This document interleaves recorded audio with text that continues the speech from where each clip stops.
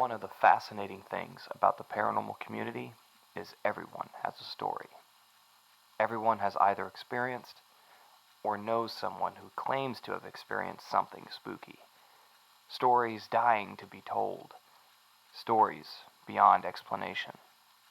Stories that produce more questions than answers. My name is Ryder, a police officer and host of Crypt Walkers, a paranormal podcast in which my co-host William and I explore cases and stories of the paranormal, many of them well known. One problem, I also wanted to explore lesser known cases. What better way to do that than to encourage our listeners to send us their stories and have them shared on air. This is Crypt Walkers, the Listener Files.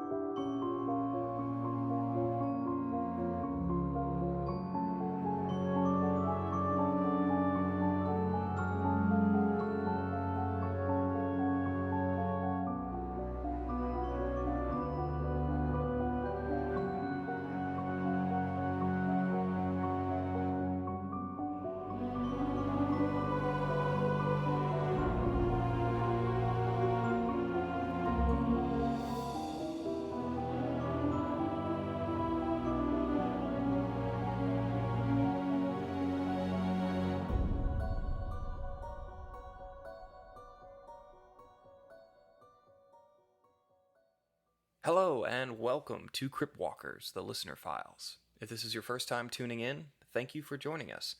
My name is Ryder, and the purpose of this podcast is to share some of our listener stories with all of you. These episodes are different from my main show, Crypt Walkers, because the stories are entirely yours, the listeners. The Listener Files are designed to air every other Wednesday in between each of the Crypt Walker case episodes. Think of it like the shadow side of Crypt Walkers. Now, before we begin, few notes. 1. This is a judgment-free zone, and I will not be critiquing submitted stories on air or trying to prove or disprove them. This means you can submit spooky stories even if they are completely made up. I just ask that you let us in on it. If you always wanted to be a Stephen King, go for it. 2. Some of the names and places in these stories have been changed because it has been requested by the listener. I'll be sure to let you know when this occurs. Lastly, some of our listener files may be related to actual tragic events, which may involve subject matter that may be disturbing to you. In terms of foul language, we'll try to keep it PG-13. Listener discretion is advised. So our first story tonight comes from Emily in Minnesota. Doesn't really give a city, but anyway, she writes, "This happened to me about 3 years ago when I was living alone in a small basement apartment. It wasn't a bad area, the crime rate was about average, but I always kept a bat by my bed, just in case. I guess I've seen too many horror movies. Anyway, one night, sometime around 2:30 or 3-ish, I can't really remember, I was woken up by a knock on my front door. It wasn't loud, it almost sounded polite. Like someone didn't really mean to bother me. I got up thinking it was a neighbor needing help. See, I had a neighbor upstairs who was in his mid to late 60s, early 70s, and lived alone, and sometimes he just needed extra help doing things around the house. This early in the morning was not like him, though, but I continued my way to the door anyway. I did the reasonable thing and looked out the peephole before opening the door. Again, I like to watch horror movies. I've learned a lot. Anyway, no one was there. I stood there for a minute, cramming my eyeball to the hole, trying to see as much of the outside as I could. Outside was my stoop, still covered in snow. I had just chalked it off as a prank when I heard it. A voice. A woman's voice. Just as soft as can be, saying, "Emily, I need to come in. I need to talk to you." I don't know why this terrified me. She was so calm, sweet, and spoke my name like she knew me. I backed away from the door, and it almost felt as though this overwhelming presence came in through the door, and it made me feel even more scared. I turned on the lights in my living room, but the room just felt darker than usual. I felt suddenly claustrophobic, and before I knew it, I had a 911 dispatcher on the line. While I was talking to them, I could hear knocks on the door. 3 raps, one right after the other, in a very slow pace, soft as could be. Knock, knock, knock. The police arrived, and after conducting a walk around of the property, found no signs of anyone having been there at all. Before this event, like I mentioned before, I am a horror movie fan, but I didn't really believe in anything truly paranormal. Since that night, I'm a believer. Love the show, guys. Wow. Okay.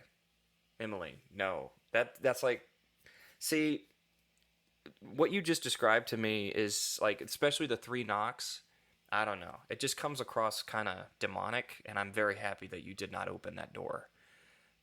Especially the sing-song voice. I wonder if, like, it was playing into your fears or something. This is a very creepy story, and me personally, I live in a basement apartment, so I can kind of relate. I have a stoop that is just literally a slab of concrete, so I can imagine just looking out the door and seeing just that.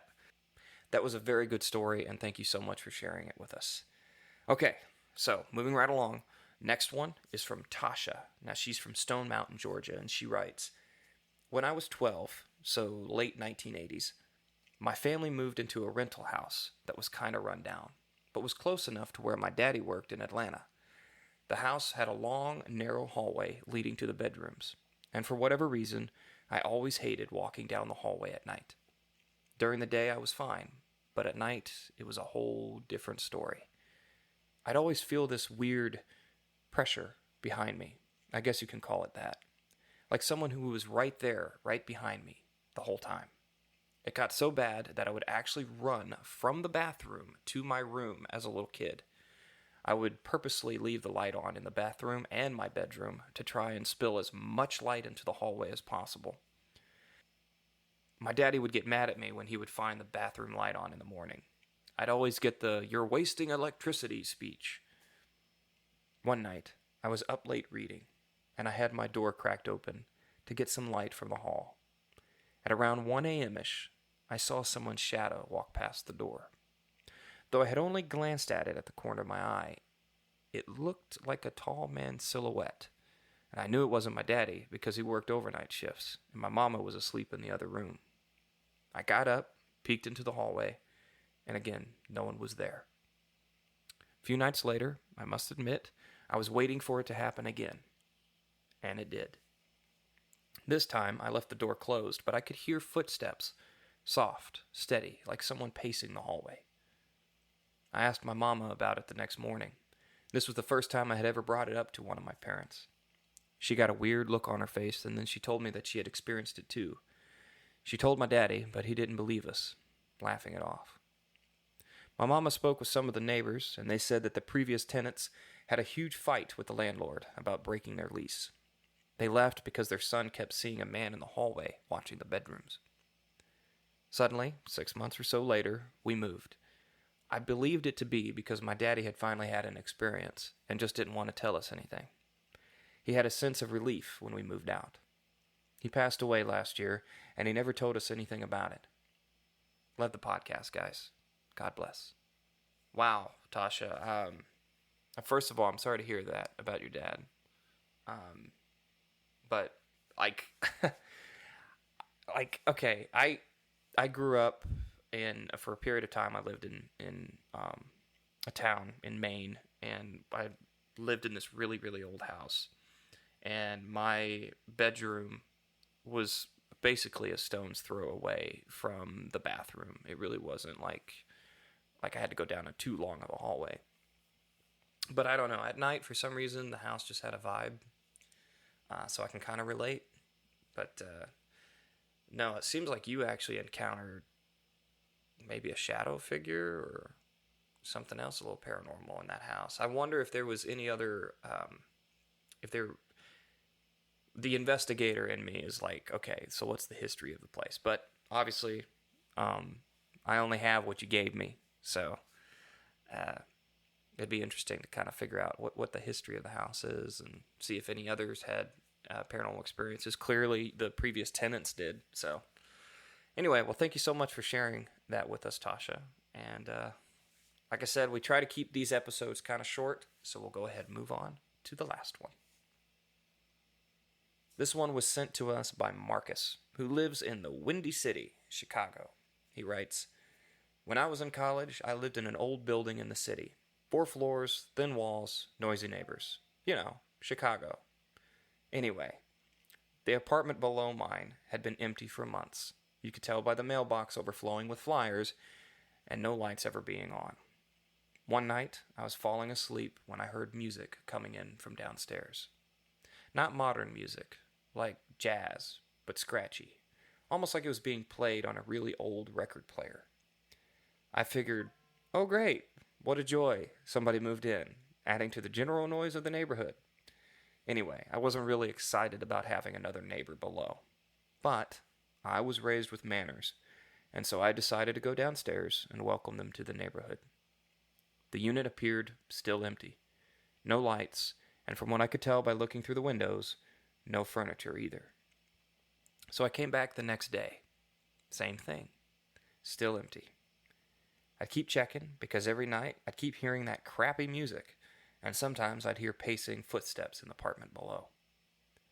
Finally, I called Charlie, which was the building manager, and I told him about what was going on. I figured he should know in case someone was squatting in the place or something. He told me I had not been the first to report this, and he knew the guy who used to live there.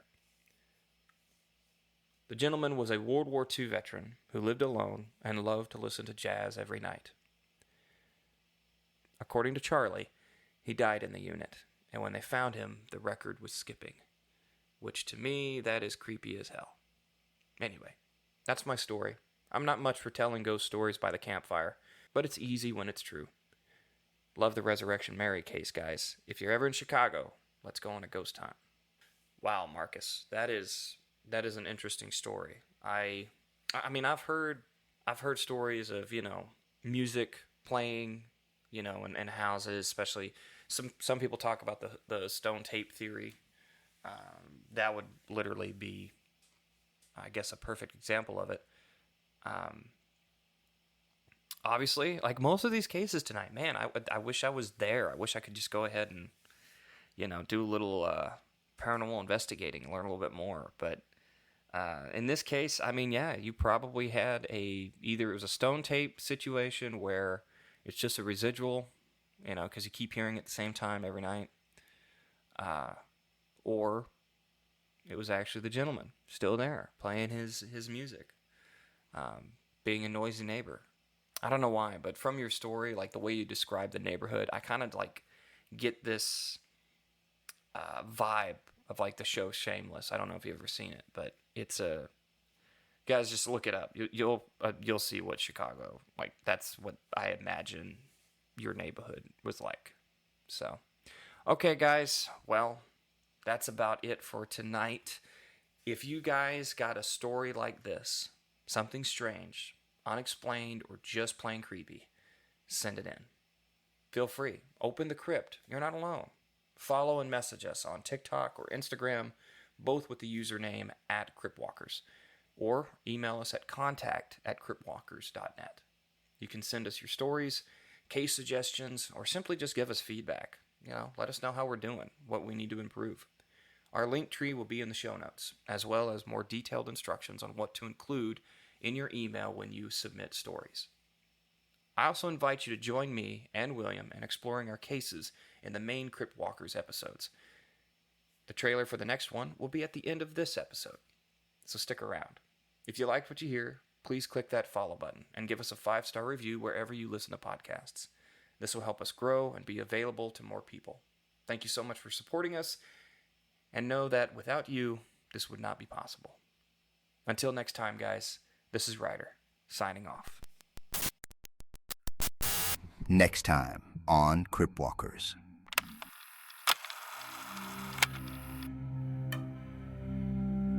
It was just a routine flight from New York to Miami.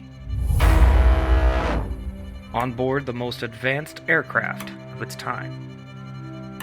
Then, shortly before midnight on December 29th, 1972, in the darkness above the Florida Everglades, it all went wrong.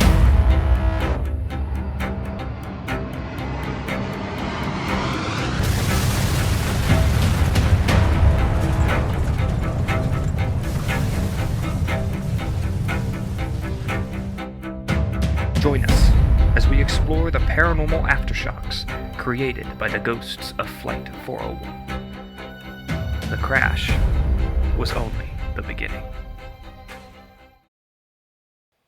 Episode airs Wednesday, April 30th, wherever you get your podcasts.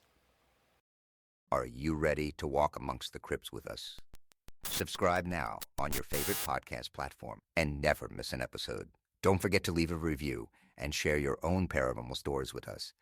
We might feature them in an upcoming episode of Crypt Walkers, the Listener Files. Check us out on social media by clicking the link tree in the show notes. If you want to send in your own case or spooky story, email us at contact@cryptwalkers.net. Also, be sure to check out William's adventures with WTCW Paranormal by clicking his link tree in the show notes.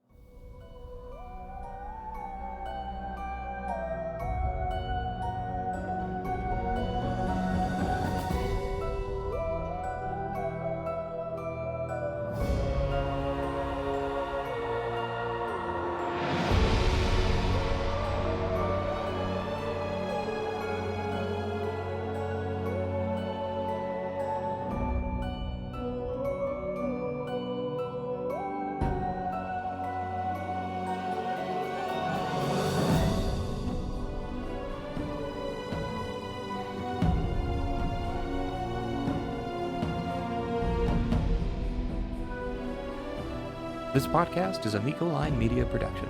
The names Crypt Walkers, a paranormal podcast, and WTCW Paranormal is owned by its individual owners. All rights reserved. Music by Quentin Kobeltz. Sound design created by Miko Line Media and licensed through Artlist. Copyright 2025.